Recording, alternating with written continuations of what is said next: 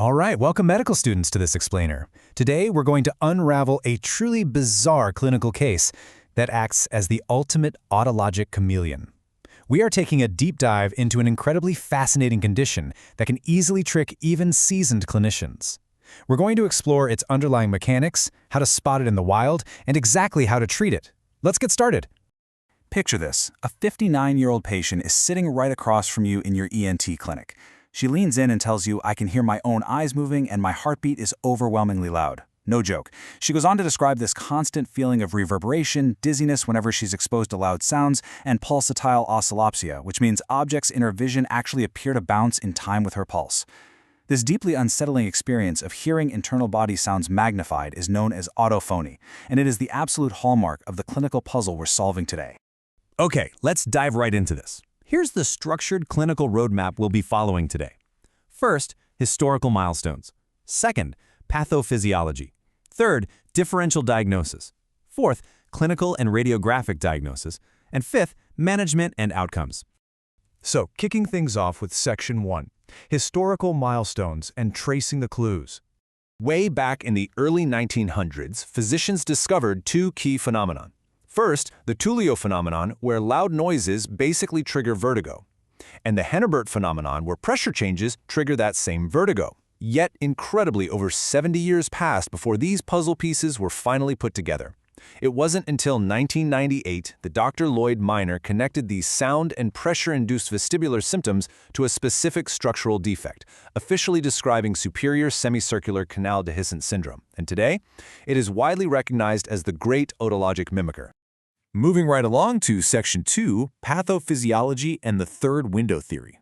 So the answer to what's going on here lies in the third window theory. Normally, as you know, the inner ear has two windows of compliance, the oval window, where sound enters, and the round window where it dissipates. Well, semicircular canal dehiscence creates a pathologic third mobile window. Think of the balance organ as a closed racetrack. If that closed system suddenly gets a third gate, sound and pressure stimuli cause the endolymph fluid to improperly shift and displace. This abnormal fluid movement activates the vestibular system, causing vertigo, and simultaneously dissipates acoustic energy, which causes a loss of normal hearing while massively amplifying internal body sounds. But why does this actually happen? Well, the bony layer over the superior semicircular canal usually stops thickening around 3 years of age. But in about 1 to 2% of the population, developmental defects mean this bone fails to thicken properly in the first place. Then, over a patient's lifespan, the constant intracranial pressure from the overlying temporal lobe of the brain can cause gradual thinning, basically a slow erosion.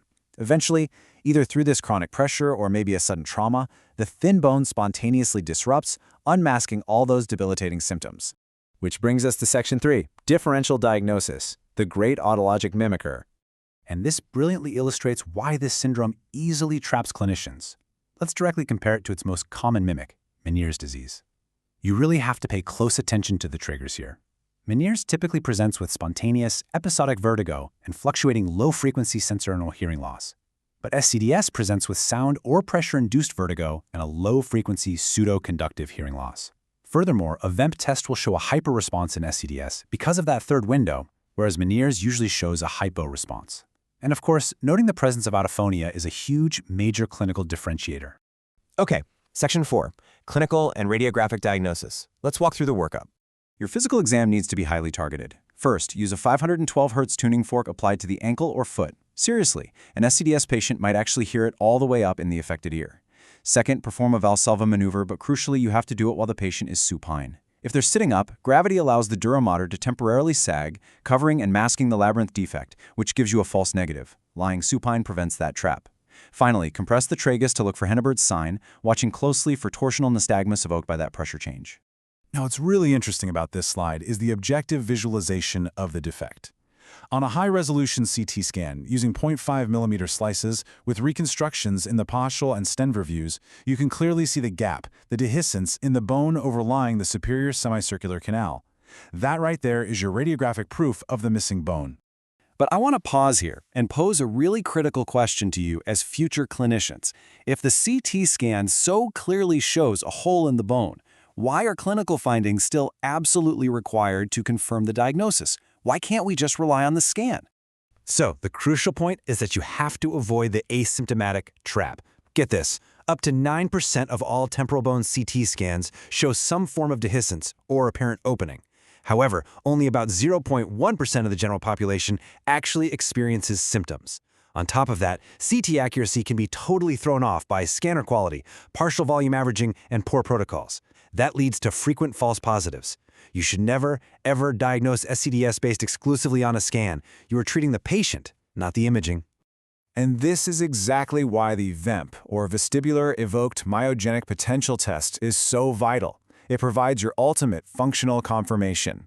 Because that third window lowers the overall impedance of the inner ear, the VEMP test is going to show a significantly lower threshold for activation and a much higher amplitude response compared to a normal ear. This physiological proof is what cements your clinical diagnosis alongside the CT scan. Finally, Section 5, Management and Outcomes. Let's navigate the trade-offs. Treatment is, of course, highly individualized based on symptom severity. For mild cases, conservative management is definitely the way to go. Watchful waiting, using earplugs to avoid loud noises, or even inserting ventilation tubes to minimize middle ear pressure changes. But for truly debilitating symptoms, like those of our patient who literally had to restrict her life to the second floor of her house due to severe dizziness, surgical intervention is warranted. This involves plugging or resurfacing the dehiscent canal, using either a middle cranial fossa approach or a less invasive transmastoid approach. Now, the really good news you can share with your patients is that surgery is incredibly effective. For those undergoing canal plugging or resurfacing, long-term symptom control is achieved in roughly 93% of cases. The procedure effectively closes off that pathologic third window, which stabilizes the endolymph fluid dynamics and completely resolves the vertigo and autophony. However, there are serious trade-offs that absolutely must be communicated during informed consent. While the overall success rate is super high, there is a sober 4% risk of sudden, complete sensory neural hearing loss in the affected ear following surgery. Altering the fluid dynamics of the inner ear is never, ever without risk. Bringing our explainer full circle, our 59-year-old patient opted for surgical repair via the middle cranial fossa approach. Postoperatively, tests confirmed that the vestibulo-ocular reflex, or VOR, gain decreased exactly as we'd want in the plugged superior canal. And much more importantly, her debilitating vestibular symptoms, that wild pulsatile oscillopsia and her autophony, they vanished instantly. She literally reclaimed her quality of life. As we wrap up this case study, I want to leave you with a provocative thought. As our medical imaging continues to get exponentially more granular and high-tech, we are guaranteed to discover many more asymptomatic anatomical anomalies. So how will you, as a future clinician, maintain the discipline to fundamentally listen to your patient, correlating complex tests with actual symptoms to avoid the trap of treating the scan instead of the human being sitting right in front of you? Definitely think about that as you head into your next clinical rotation. Thanks for joining me on this explainer.